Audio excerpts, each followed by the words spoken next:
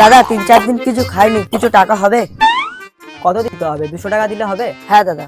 আরে 500 টাকার নোট বাবুর হাতে কাজ করে দে, আমি টাকাটা খুঁজে করে আনি। আচ্ছা ঠিক আছে। ওই ইটগুলো ওখান থেকে এনে বয়ে দে। এই বালি বস্তাগুলো ওখানে বয়ে ভিতরে দিয়ে দে, ঠিক আছে? আচ্ছা ঠিক আছে, আমি দিয়ে দিচ্ছি।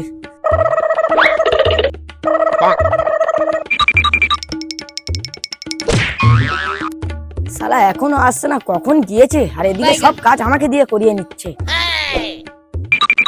শালা 2 ঘন্টা হয়ে গেল এখনো আসছে না, আর এদিকে বাবু তো সব কাজ আমাকে দিয়েই করিয়ে নিচ্ছে।